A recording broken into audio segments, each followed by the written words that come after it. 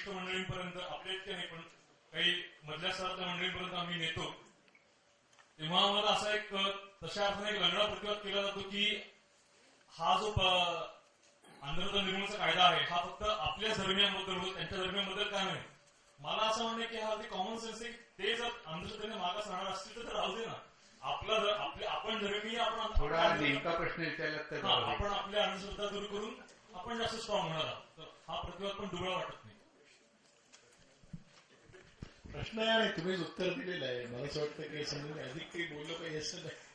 हे प्रयत्न चालू असतात वेगवेगळ्या पातळीवर. असं आपण अशा गोष्टींच्या मध्ये मागे राहतो वगैरे असं काही समजायचं कारण नाही. वेगवेगळ्या पातळीवरती तर ठीक आहे, सगळ्याच कार्यकर्त्यांना असं समाधानकारक उत्तर देता येईल असं समजायचं काही कारण नाही.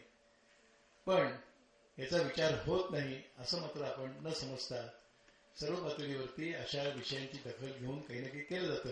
आपल्यालाच कल्पना असेल की एक गोरक्षा विषयाकरता आपण केवळ भावनात्मक विषय नाही केला तर संघाने फार मोठी एक भूमिका बजावून एक विश्वमंगल गोग्राम यात्रा केली. त्यात आपण सर्व त्याचे जे वैज्ञानिक पक्ष आहे त्याचीच मांडणी केली.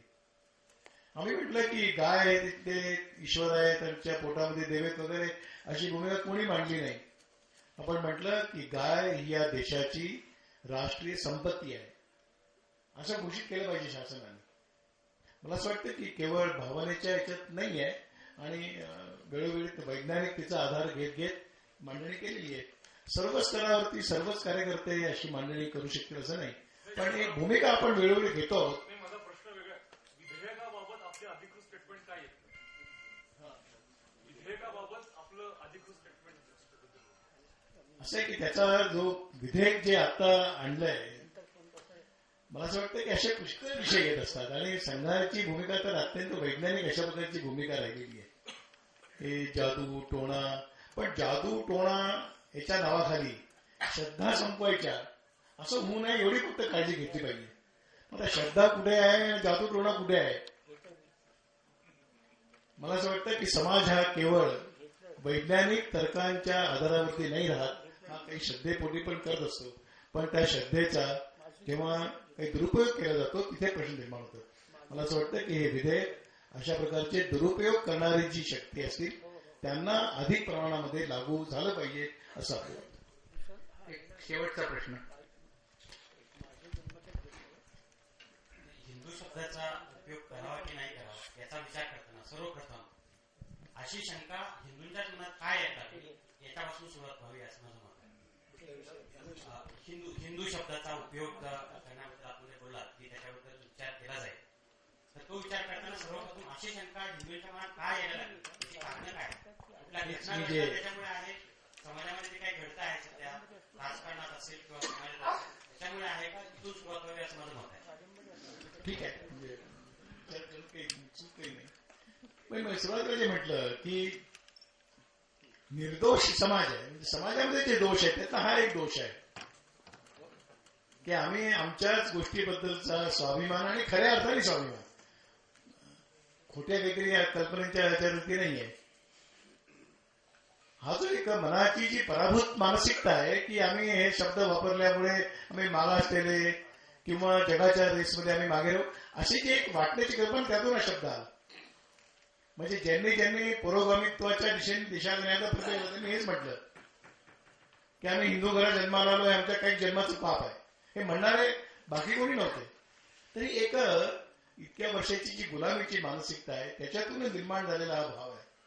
मला असं वाटतं की गेल्या काही वर्षांमध्ये ज्या प्रकारची संशोधनं चालू आहेत, आरे बाहेरून आले ही तिथपासून तिथं विचार केला तर आहे. मग आरे बाहेरून आले ही एक ब्रिटिशांनी एक आमच्या मनामध्ये रुजवल्याबरोबर आमच्या सगळ्या गोष्टी आम्हाला ही वाटायला लागल्या. संघाच्या फार मोठ्या प्रमाणामध्ये या दिशेने जेव्हा प्रयत्न केले त्यावेळेला आज अशी स्थिती आली की आरे बाहेरून नाही, आरे इथेच आहे.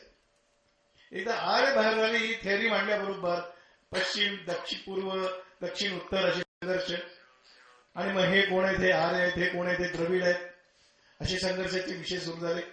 पण मला असं वाटतं की आज ज्या प्रकारच्या वैज्ञानिक क्षेत्रातल्या लोकांनी पण त्याचे पुरावे सादर केलेले आहेत की काश्मीरपासून कन्याकुमारीपर्यंत आणि केवळ ज्याच्याही नाही त्याच्याही पलीकडे जाऊन म्हटलेलं आहे की ज्याला बृहत्तर भारत म्हणता येईल अशा सगळ्या या भूभागात राहणाऱ्यांचा डीएनए एक आहे. मग डीएनए एक आहे तर मग त्याची काहीतरी एक परंपरा आहे, त्याचं स्मरण करावं लागेल. हे मला असं वाटतं की आजच्या काळामध्ये एक पराभूत मानसिकतेतून आणि क्षणिक राजकीय स्वार्थासाठी का होईना अशा प्रकारची कल्पना केली जाते. मी मला म्हटलं की जे असे हिंदू विरोध करणारे आहेत ते व्यक्तिगत जीवनामध्ये कोणत्याही प्रकारचा विरोधी व्यवहार करत नाहीत. सामाजिक जीवनामध्ये मात्र त्यांचा वेगळा व्यवहार असतो. आपल्या सर्वांच्या मनामध्ये अनेक प्रश्न आहेत, माझ्याही मनात आहेत. आपण नंतर भेटू शकतो. कार्यक्रमाची वेळेची मर्यादा थोडी असल्यामुळे नंतर आपल्या सर्वांना भोजन घ्यायचं असल्यामुळे जास्त वेळ कार्यक्रम लांबू नये अशी कल्पना आहे. यानंतर काही सूचना आहेत. आभार प्रदर्शन होईल. आपल्या भागाचे संपर्क प्रमुख श्री सुधीर पाचपोर आभार प्रदर्शन करतील. त्यानंतर शेवटी पसायदान होईल आणि हा कार्यक्रम संपेल. कार्यक्रमानंतर आपल्या सर्वांना भोजनाकरता थांबायचे. जयंतवाना फक्त एक प्रश्न आला जातो, फक्त वाचून दाखवतो आणि ज्यांनी विचारलंय त्यांनी फक्त सांगतं जयंतवाना भेटावं अशी त्यांना एक विनंती करतो. प्रश्न चांगला आहे म्हणून फक्त सर्वांच्या करता वाचून दाखवतो. प्रथम इतक्या उद्बोधक भाषणाबद्दल धन्यवाद. आपल्या भाषणामधील मुख्य धागा धरून हा एक प्रश्न आहे. वेद उपनिषद मधील विज्ञानाची एक झुळूक आपल्या भाषणातून मिळाली. अशा अनेक वैज्ञानिक सत्यांना भारतीय शास्त्रज्ञांच्या माध्यमातून जगासमोर मांडण्याची संबंधी काही योजना असल्यास त्या संबंधीची माहिती जाणून घेण्यास सर्वांना आवडेल. कांचन मधुकर दाते असं आहे. त्यांनी नंतर कृपा करून जयंतवाना भेटावं. श्री सुधीर पाचपोर.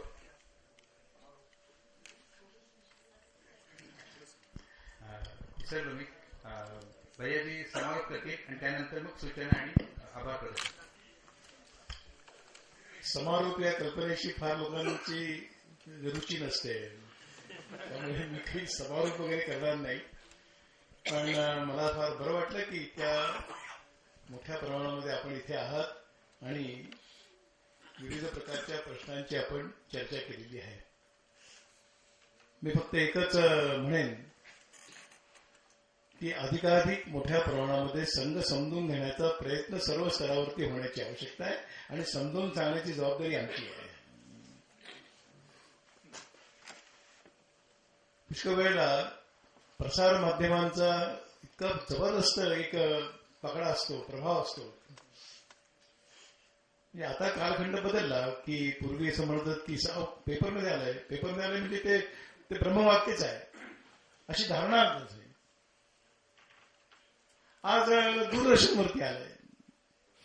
मला असं वाटतं की या समाजातल्या आपल्यासारख्या मंडळींनी अशा प्रकारच्या प्रसार माध्यमांपासून स्वतःलाही सुरक्षित ठेवलं पाहिजे. असं आज प्रसार माध्यमं ही व्यावसायिक झालेली आहेत. त्यांच्या मनात काय असतं आणि बोलतात काय हे पुष्कळ प्रश्न निर्माण होऊ शकतील आणि त्यामुळे विश्वासार्हतेवरती ज्यांच्याबद्दल प्रश्न आहे अशा मंडळींच्या मात्र त्यांच्या हातामध्ये तंत्र फार मोठं आहे, इतकंच खरं आहे. मला वाटतं तंत्राचा सदुपयोग करण्यापेक्षा तंत्राचा व्यावसायिक उपयोग केला जातो. मी एकदम दुरुपयोग शब्द वापरू इच्छित नाही. आणि ज्यावेळेला एखाद्या गोष्टीला व्यावसायिक रूप येतं त्यावेळेला त्यातली पवित्रता, त्यातली शुद्धता, त्यातली प्रामाणिकता ही सगळी संपलेली असते. दुर्दैवाने समाज प्रबोधनामध्ये त्याची फार मोठी भूमिका असते. असं ते क्षेत्र आहे ते प्रचार प्रसार माध्यमाचं आहे, ते भ्रष्ट होत चाललेलं आहे.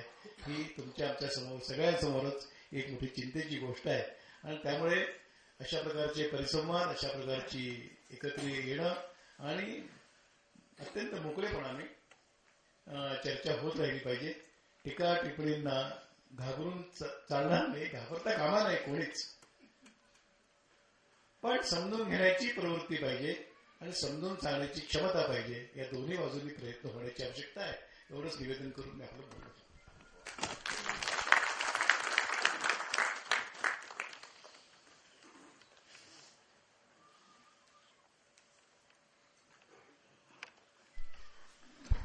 कार्यक्रमाच्या शेवटच्या टप्प्यामध्ये आपण आलेलो आभार प्रदर्शनाचा कार्यक्रम, आभाराचा कार्यक्रम माझ्याकडे दिलेला आहे. विवेकानंद सार्वजनिक समारोह आता संपत आलेला आहे. 12 जानेवारीला हा कार्यक्रम, ही जयंती संपणार आहे वर्ष. त्यानिमित्ताने संपूर्ण देशभर मानवी साखळी उभी करावी असा एक मोठा कार्यक्रम या निमित्ताने निश्चित झालेला आहे. आपल्या पुण्यामध्येही तो कार्यक्रम आहे. दुपारी 4:30 ते 6 या वेळामध्ये आपल्या विविध भागांमध्ये अशा मानवी साखळ्या उभ्या राहणार आहेत. आपण सर्वांनीही त्याच्यामध्ये सहभागी व्हावं. विवेकानंदांचे विचार अगदी तळागाळापर्यंत पोहोचवण्याच्या दृष्टीने या मानवी साखळीचा उपयोग आपण करून घेणार आहोत. वर्षभर वेगवेगळे कार्यक्रम त्या निमित्ताने झालेले आहेत आणि आता हा शेवटचा जो कार्यक्रम आहे तो हा सगळ्यात खूप मोठा असा कार्यक्रम आपण या निमित्ताने करणार आहोत. हा कार्यक्रम आपण विविध मान्यवरांना एकत्रित करून विवेकानंदांच्या या समारोहाच्या निमित्ताने आपण सर्वांना एकत्र केलेलं होतं आणि आपल्या या कार्यक्रमासाठी आपल्या संघाचे सरकार्यवाह भैयाजी जोशी आणि जयंतराव सहस्रबुद्धे विज्ञान भारतीचे संघटन मंत्री हे या कार्यक्रमासाठी मुद्दाम आपल्याला यासाठी वेळ त्यांनी दिला. खरं म्हणजे संघाच्या पद्धतीमध्ये आभार मानणं असा काही विषय नाहीये, पण ते या ठिकाणी आले आणि त्यांनी अतिशय उद्बोधक अशी माहिती आपल्यापर्यंत पोहोचवली आहे. त्यामुळे त्यांचे धन्यवाद मानायला मला खूप बरं वाटेल. या निमित्ताने आपण विविध क्षेत्रातले मान्यवर ज्या डॉक्टर आहेत, वकील आहेत, चार्टर्ड अकाउंटंट आहेत, उद्योजक आहेत, सामाजिक क्षेत्रात काम करणारे विविध स्तरावरती काम करणारे कार्यकर्ते आहेत, अशा सर्वांना मुद्दाम या कार्यक्रमासाठी आपण एकत्रित आणलेलं होतं आणि या संघाच्या विनंतीला मान देऊन आपण खूप मोठ्या प्रमाणावर या ठिकाणी इथे आलेला आहात आणि अतिशय छान असा हा कार्यक्रम पार पडतोय. त्यामुळे आपल्या सगळ्यांच्या सहकार्यानेच हा कार्यक्रम यशस्वी झाला आहे. त्यामुळे आपले आभार मानणं हे माझं मी कर्तव्य समजतो. विविध व्यवस्था याच्या निमित्ताने आपल्याला कराव्या लागल्या. विशेषतः MES हे जे सभागृह आहे आपल्याला उपलब्ध झालं आणि छान या कार्यक्रमाचा अतिशय चांगला आस्वाद आपल्याला घेता आला. त्यामुळे MESच्या सर्व पदाधिकाऱ्यांचा मी या ठिकाणी आभार मानतो. 2-3 व्यवस्थाही या ठिकाणी आपण केलेल्या आहेत. एक व्हिडिओ शूटिंग आपण याचं केलेलं आहे. त्याचे गीतेश जोशी यांनी या ठिकाणी अतिशय चोख अशी व्यवस्था त्यांनी ठेवली. त्यांचे या ठिकाणी आभार मानतो. कार्यक्रम संपल्यानंतर आपण भोजनाचा आस्वाद घेणार आहोत. त्याचे जे भोजनाचे जे प्रमुख आहेत केटरर तुषार कुलकर्णी यांनी ही सगळी व्यवस्था केलेली आहे. त्यांचेही या ठिकाणी मी आभार मानतो. आणि सगळ्यात महत्वाचं म्हणजे या ठिकाणी स्वागतगीत सादर करण्यासाठी आपल्याच कार्यकर्ते चित्रा आपटे आणि सौ स्वाती देव या दोघी या ठिकाणी आल्या आणि अतिशय छान सुंदर असं गीत त्यांनी या ठिकाणी सादर केलं. त्यांचेही या ठिकाणी मी आभार मानतो. त्याच्यानंतर पसायदान होईल आणि मग हा कार्यक्रम संपेल.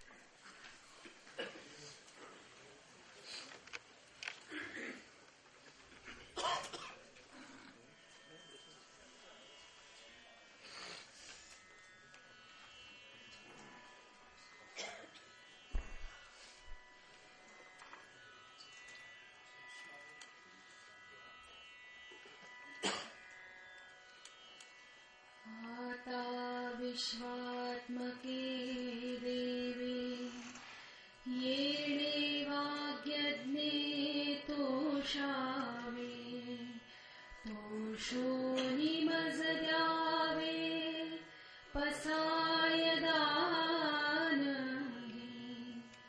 जे खळांची व्यंकटी सांडो तया सत्कर्मी रती वाढो भूता परस्परे पडो मैत्र जीवांचे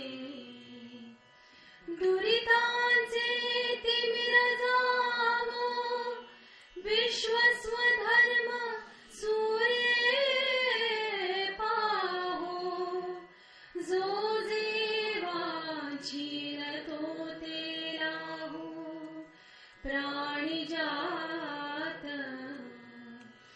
वर्षत सकळ मंगळी ईश्वर निष्ठांची मांदियाळी अलवरत भूमंडळी भेट तू भूता चला कल्पतरूंचे आरव चेतना चिंतामणीचे गाव बोलते जे अर्णव पियुषाजे चंद्रमे जे अलांछन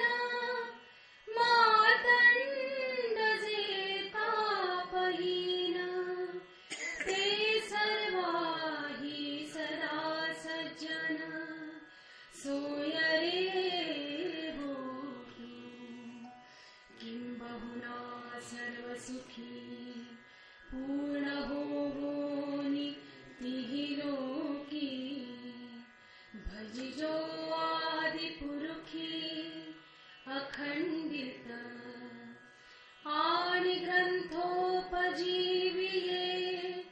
विशेषी नोखिये दृष्टादृष्ट विजये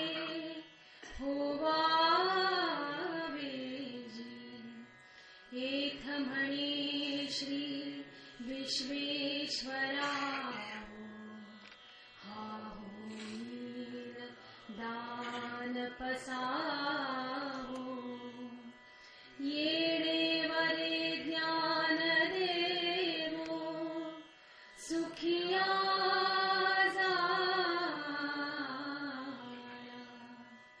सुखिया